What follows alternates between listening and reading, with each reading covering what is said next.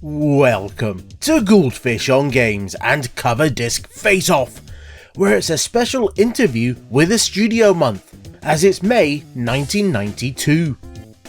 And stepping into the ring are Amiga Format, the One For Amiga and Amiga Power. Fight! Kicking us off is Amiga Power, that has thrown down 2 discs with 4 demos, a few PD titles, a slideshow, and an interview. Starting with the special Sensible disc. It might have been called that, but the content is anything but, as the first demo we're checking out is WizKid. This is a personal favourite of mine, and I've even done a very sensible video on it.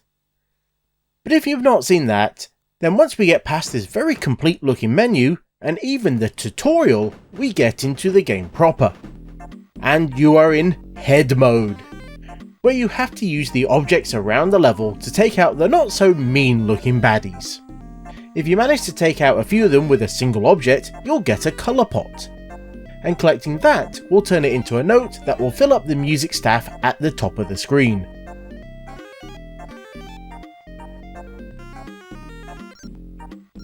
Now you'll be doing this across multiple levels, and each have their own layouts and baddies that you need to take on. But once you manage to fill up that song, you'll get a chance to use your body. And typically this will also be where you'll buy some items. But it seems for the demo they've all been bought already, and you don't have access to them, which really limits this part of the game.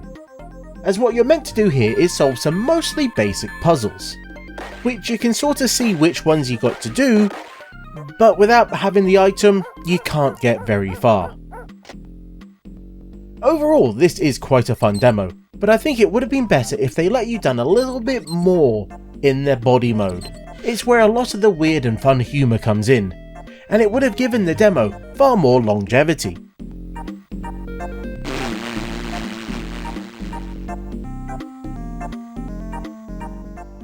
The next item on the disc is a fun extra, as it's Sim Brick.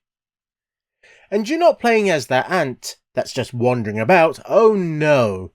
You instead play as a brick, as we can see from its stats. And we cast it into existence into the world by, well, making it exist. And yes, that is all it does. Squish the ant. There isn't anything else. You just press the button and it will home in on the ant and repeat. Now I enjoy the weird sense of humour of most sensible games, and I'm not a big fan of ants, but this one really didn't do anything for me. So let's move on to the next demo, which is Sensible Soccer.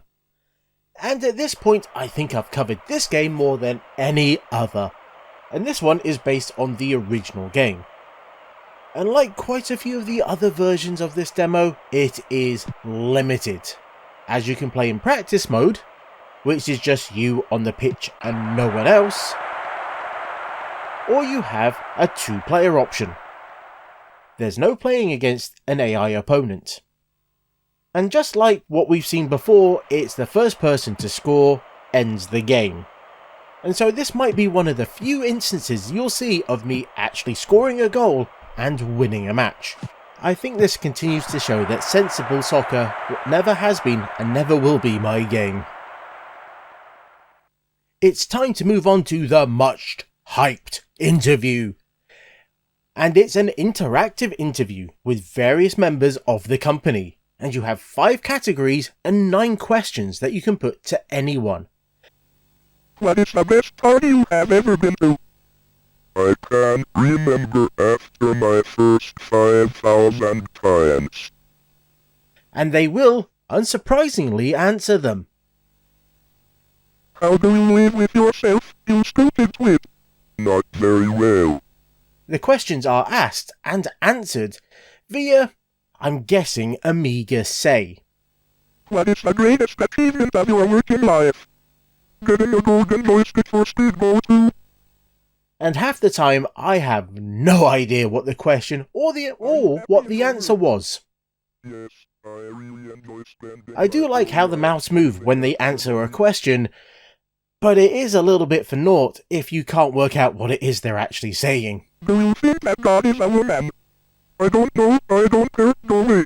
But some of the few times I did work it out, well, the questions and answers were a little bit questionable. I get the feeling that they created all of this on their own and then just sent it to the magazine, as even Amiga Power had an idea that this wasn't quite what they were hoping for, as they had to print up a warning in the magazine. It's really cool that they decided to do this, and they obviously put in a reasonable amount of effort, but it really isn't the easiest thing to follow. Let's move on to the next disc, as we have far more to look at, including a demo for Pinball Dreams, in which we get to mess around with the Skull and Bones table, which might not be my favourite from the first game, but it's still a very good table. I would have played this so much back in the day if I had this demo, as it's an incredibly playable and great game. So having a full table would have been amazing. And it's not a hard game to get to grips with. Launch the ball, hit the targets, and try and get those ramps for the extra scores. The only downside of this is that it's timed. So after about 5 minutes in the middle of your game, it will just stop dead and let you know that the full game is coming soon. Which is fine if you're not in the middle of a hot run, but if you are, oh, it's so annoying.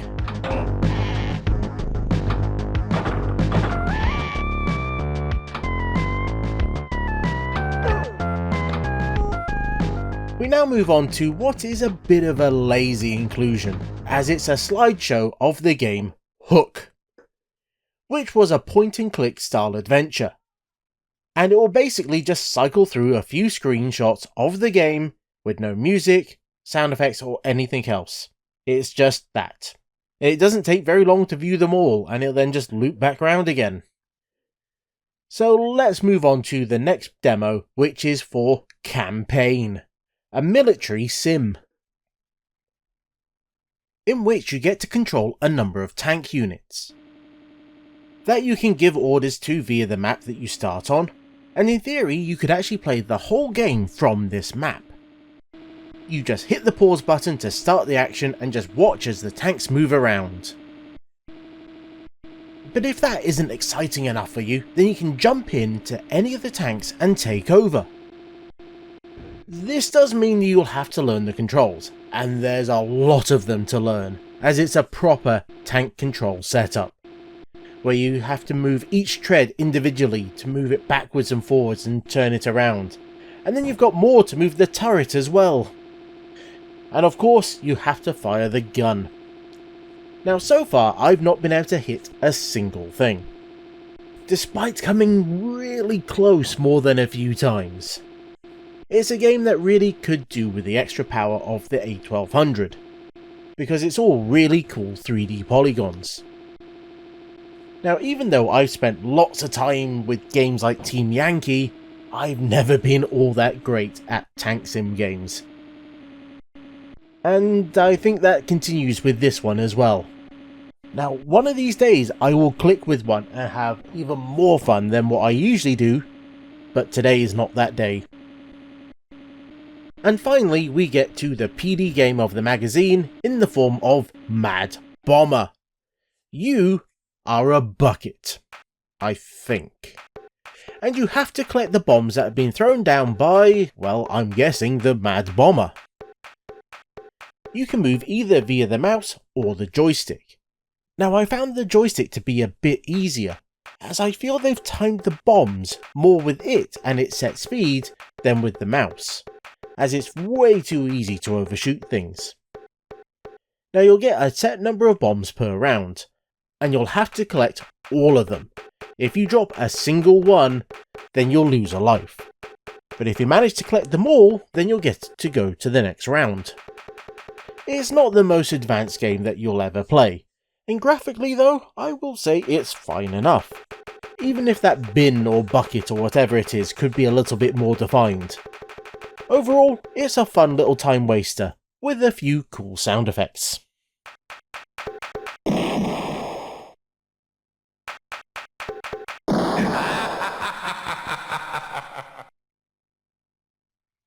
Moving on, and we have Amiga Format, which does what it does best with having a combination of full software and games. And this was one of the earliest Amiga magazines that I got, so I have fond memories of it. Well, of the games.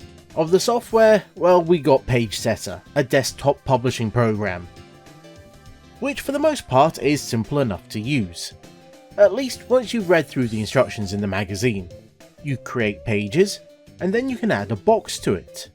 Now these can either have text or black and white images, and you can either type the text straight into the box, or you can use the text editor if you got a lot of text that you want to enter. You can also mess around with fonts and stuff as well. If you want to do graphics, well, that's a little bit more work, as you'll have to use the dedicated editor. And first you have to try and frame out an area, and then you can draw inside of it. Or you can load an IFF image from the drive. And then you just have to clip it, exit, and then you can paste the clipboard into the box that you want to work with. And that's about it really. With these basic tools you can make your own flyers or papers, but the fonts it comes with are a bit limited, particularly when it comes to its size, so you can't do anything all that big. Moving on to the second disc, we have some demos, and I've always appreciated the fact that it just booted straight to Workbench, and would then let you run the games directly from the disc.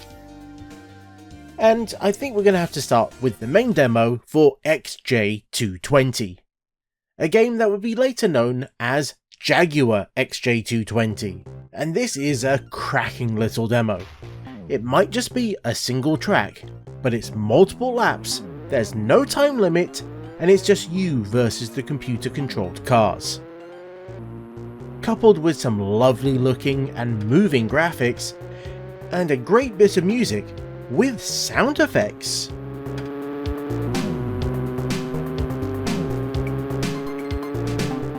Something that even the full game didn't have, it made you select between sound effects or music, so that's quite cool. And the track itself is nicely varied and interesting, as you have tunnels and bridges, and there's even a change in weather in the track, as it gets all wet and it even affects the handling of the car. And this demo really made me want to get the full game, because it is just so damn good.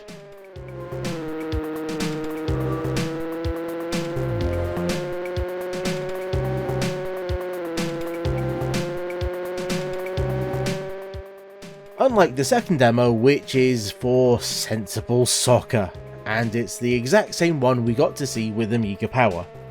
So let's skip over it and go on to something good instead.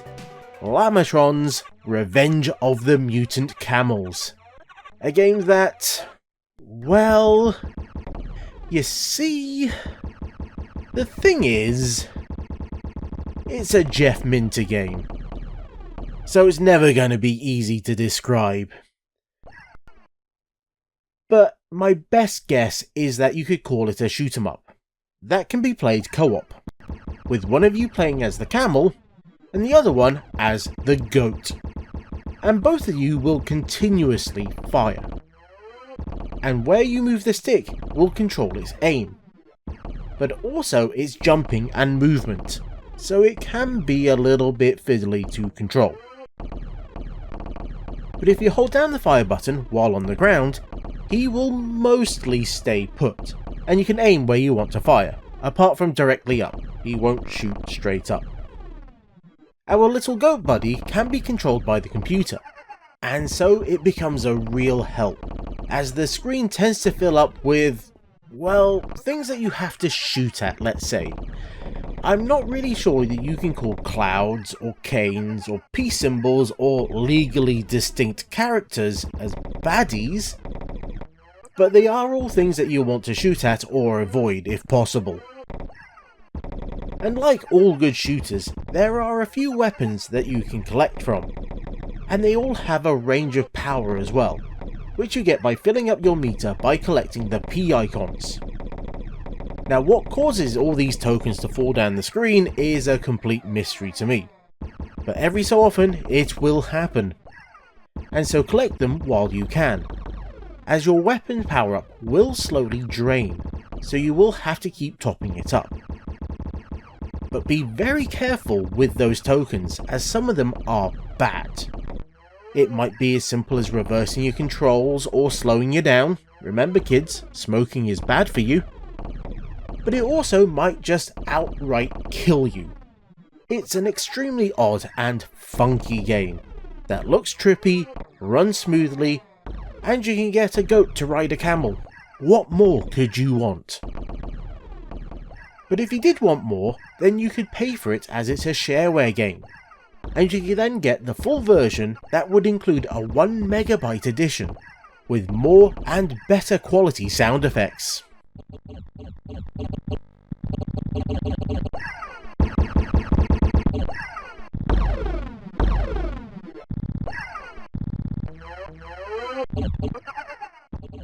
And this brings us to the end of Amiga Format. So we have to move on to the final magazine, the One For Amiga, who managed to fit a disc with 3 PD games and 2 demos, and the other one with some replays and an interview. Which starts with humans. That once you get past the very long intro sequence, you will finally get into the game. Which is a sort of single player co-op style thing, which in the wake of Lemmings everyone was trying to work out what the next big thing was going to be, so a more directly controlled version of that game was just a matter of time. The goal, as I worked out when I actually finished the demo, is to get a single human to the thing in the top right hand corner of the map. But even with 2 of them already being over there, it's not enough to get you up the side of the cliff, so we're going to have to try and get some of the others over there to help them out. And this obviously requires teamwork, as they'll have to stand on each other to try and get up higher, and you can build up these human pyramids. And then once one of them is up, they can drop a rope down to help the others get up as well, which highlights one of the major problems of this game. It is quite possible to screw things up, so it is a bit of a trial and error style game. And they've even thrown a few red herrings in as well. I don't know if it's just for the demo or if the whole game's like this, but they gave you a spear that I thought you're going to have to use on the little dino. But nope, it does nothing. As far as I'm aware, it's not needed in this level at all. And the same thing happened with this wheel, as I was trying to push it to get it over to the other side because I thought we could stand on it and get us higher. But instead I ended up pushing it too far and dropping it down level, and there was no way of getting it back up. At that point I realised I could just walk that human to the other side and just help them with that mini pyramid, and just get one of the humans up to the top, and there you go. It's a game that I think is a bit more complex than it needs to be, as there's quite a few controls with the keyboard and the joystick, but I have to say it did have some very nice animations. Let's check out the PD game, Yelp. A simple game in which you have to move around the edges of each square to fill it with paint. As you are a walking paintbrush, I think. Though I'm not too sure, at first I thought you were a boot.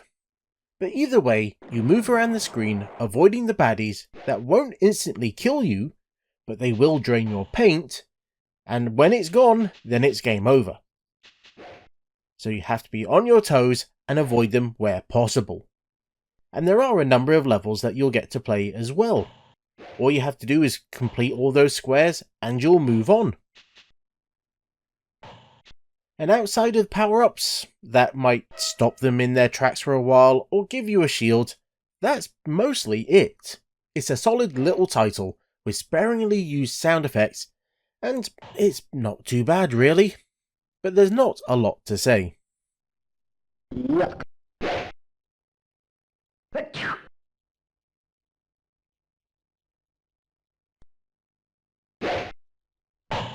So let's move on to the next demo, which is for Fire and Ice, the story of Cool Coyote. A game that I enjoy so much that I've also done a full review on it.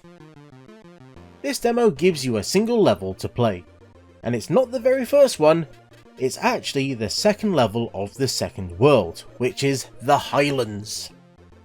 So things are a little bit harder than you might expect, as you'll have to deal with these shielded baddies that you'll have to work around if you want to try and freeze them, as your ice bullets will just bounce off the shields. The goal of each level is to try and find all the parts to the key and then make your way to the keyhole. These parts are randomly placed in the baddies of the world, but it's done in such a way that it's not too bad, as typically each main type of baddie will have a single part. The question is obviously which one has it. But once you manage to get one out of one of them, you know you won't have to deal with the others, well, unless you really need to get them out of the way. And to get them, you'll have to freeze them and then jump into them to break them. Now, outside of the slightly harder baddies, you'll also have to deal with the moat with the crocodiles in them, which is made a little bit harder due to the fact it has slightly slippery controls that I'm sure feels worse than the final game, but I might be misremembering things. But overall, it's a decent demo, even if it is a single level, as it does give you a decent showing of the final game, as it has the power-ups, the hidden blocks, and it even has a puppy, even if it is at the very end of the level, so you can't really see what it's capable of. But you can get it through the exit to gain an extra life that you won't need, because as soon as you finish the level, it's just a well done screen.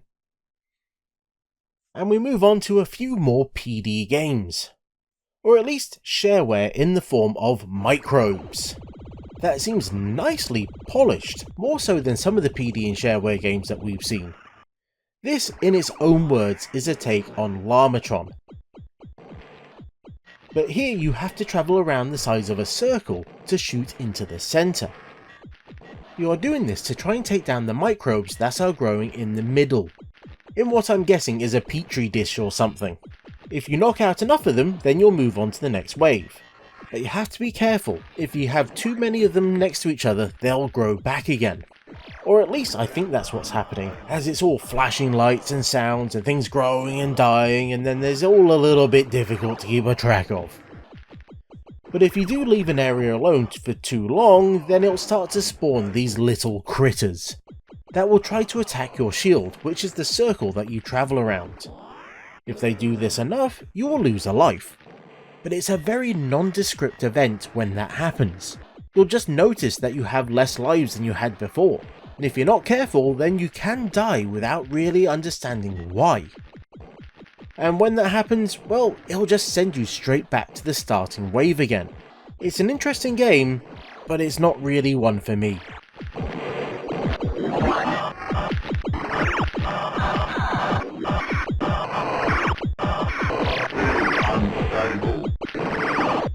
Which leaves us with one last title, Asteroids, that does exactly what you think it would. Which is to provide a very bare bones conversion of the arcade classic, with it being basic lines and sound effects. It has the warp out feature and thrusters, as well as the spaceship that will show up from time to time to mess with you. But for the most part, it's just you against increasingly faster and smaller asteroids that aren't even animated. One thing I think they have done is taken the heartbeat from Space Invaders, so as the number of asteroids starts to go down, the heartbeat increases, but I think that's about it really.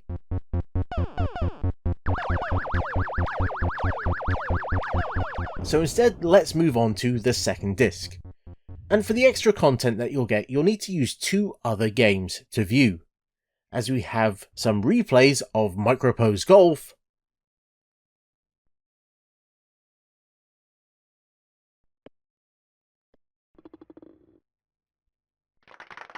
and we get to see some trick shots from Jimmy White's Whirlwind Snooker. So if you happen to have these games, then you can check those out. Otherwise, well, there's not much you can do with them really. So instead you'll have to check what the rest of the disc is dedicated to, and that's an interactive interview with Bullfrog. Now from the main screen you can select any of the staff members, and you'll get this nice little bit of digitized footage. From here you'll find a few hotspots that you can click on to get some extra bits of trivia, or get some screenshots from some upcoming games, including what looks like some very early versions of Syndicate.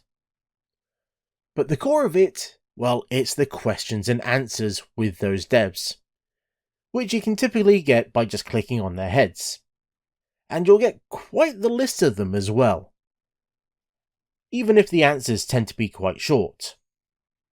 So if you ever wondered what colour underwear Peter Molyneux wears, well, here's your chance to find out.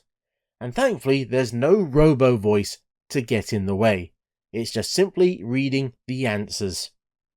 And with the number of questions that's on offer, it's going to take you a while to get through all of them.